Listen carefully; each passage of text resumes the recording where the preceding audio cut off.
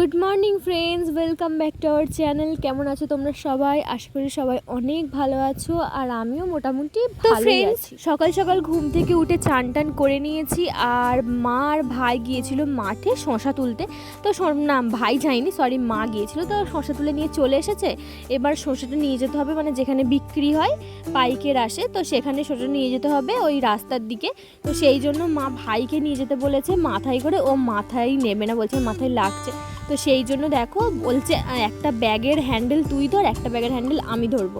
তো ওরকমভাবে একটুখানি বাড়ির বাইরে নিয়ে গেছি। তো তারপরে আর নিয়ে যেতে পারিনি, হাতে লাগছিল। আমি বলছিলাম আমি পারবো না, তুই নিয়ে যা। তো দেখো ওর মাথায় তুলে দিয়েছি, তো ও এখন নিয়ে যাচ্ছে। তো মা সোনামাকে কোলে কোলে নিয়ে যাচ্ছিলো, বলছিল দোকানে নিয়ে যাবে, কিছু খাবার টাবার ওকে কিনে দেবে।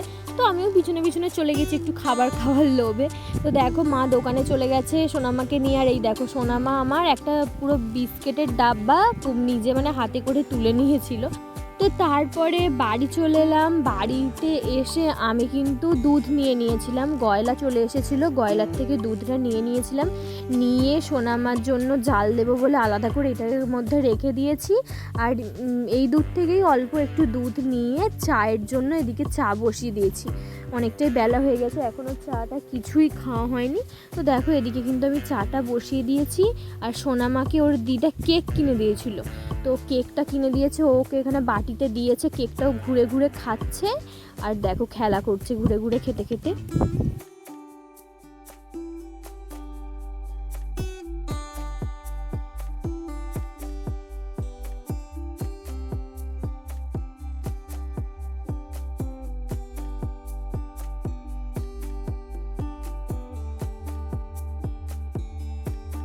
তো ফ্রেন্ডস দেখো আমার সোনামা একটা গাড়ি পেয়েছে, মানে ওই পাশের বাড়ির যে ভাইটা আছে, তো তার গাড়ি এগুলো খেলা। তো সেই খেলামগুলোকে নিয়ে দেখো ও কীরকম চলে এসেছে এদিকে। আমি ছুটে এলাম ওর পিছনে পিছনে। তো দেখো ও এগুলো নিয়ে খেলবে, মানে ছেলেদের মতন এগুলো নিয়ে খেলবে, বল নিয়ে খেলবে, এসব নিয়ে খেলবে। পুতুল টুতুল নিয়ে খেলবে না। ওর খেলাম বাটি কিনে দিয়েছিল আমার মাসি দিয়ে, ওখানে কালী পুজো দেখতে গেলাম।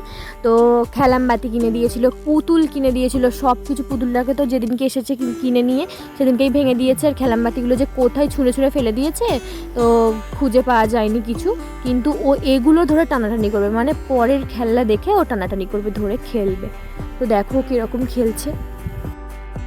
আর তারপরেই আমরা রেডি সেডি হয়ে চলে যাচ্ছি বাজারে। দেখো আমি, আমার মা, সোনামা, আমরা তিনজন মিলে চলে যাচ্ছি বাজারে। আমার মায়ের কিছু দরকার আছে বাজারে, তো সেই জন্যই যাচ্ছি। অনেকটা রোদ ছিল না, মানে মেঘছাই করেছিল। তো তারপরে আমরা বাজারে যখন বেরোলাম, রাস্তায় যেতে যেতে দেখছি ও বাবা অনেকটাই ভালোই রোদ করে গিয়েছিল।